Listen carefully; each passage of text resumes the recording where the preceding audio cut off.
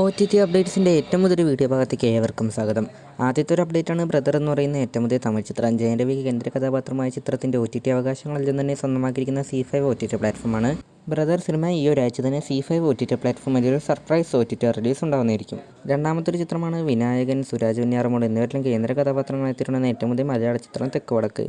Manorama max OTT അവകാശങ്ങളിലും തന്നെ സ്വന്തമാക്കിയിരിക്കുന്ന ചിത്രം ഈ ഒരു മാസം അവസാന വാരം തന്നെയായിരിക്കും OTT റിലീസ് നടത്തുക.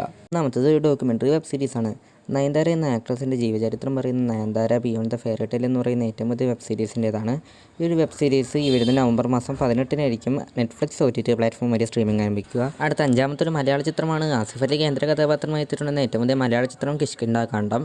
മലയാളം, തമിഴ്, തെലുങ്ക്, കന്നഡ, ഹിന്ദി എന്നീ 5 ഭാഷകളിൽ കിഷ്കിന്ധാ കാണ്ഡം എന്ന് പറയുന്ന മലയാള ചിത്രം ഈ വരുന്ന നവംബർ മാസം 19-നായിരിക്കും Disney plus Hotstar OTT platform വരെ സ്ട്രീമിംഗ് ആരംഭിക്കുക. അടുത്ത ആറാമത്തെ ഒരു ചിത്രമാണ് 2023 റിലീസിന് എത്തിയിട്ടുണ്ടെന്ന മൈ ഫോൾട്ട് എന്ന് പറയുന്ന ചിത്രത്തിൻ്റെ ഒരു തുടർച്ചയായിട്ടുള്ള രണ്ടാം ഭാഗമായിട്ടുള്ള യുവർ ഫോൾട്ട് എന്ന് പറയുന്ന ഏറ്റവും പുതിയ സ്പാനിഷ് ചിത്രം.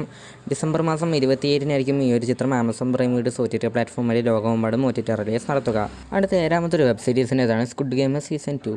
2021 റിലീസിനെത്തി ലോകമെമ്പാടും നിന്ന് മികച്ച അഭിപ്രായം സ്വന്തമാക്കിയിട്ടുണ്ടായിരുന്ന വെബ് സീരീസ് എന്ന സ്ക്വിഡ് ഗെയിം ഇപ്പോഴത്തെ സ്ക്വിഡ് ഗെയിം സീസൺ 2 എന്നായിരിക്കും റിലീസ് ചെയ്യുക കൺഫേം ചെയ്തിരിക്കുകയാണ്. ഈ വരുന്ന ഡിസംബർ മാസം 26-ാം തീയതി ആയിരിക്കും സ്ക്വിഡ് ഗെയിമിൻ്റെ രണ്ടാമത്തെ സീസണായിട്ടുള്ള സ്ക്വിഡ് ഗെയിം സീസൺ 2 സ്ട്രീമിംഗ് ആരംഭിക്കുക.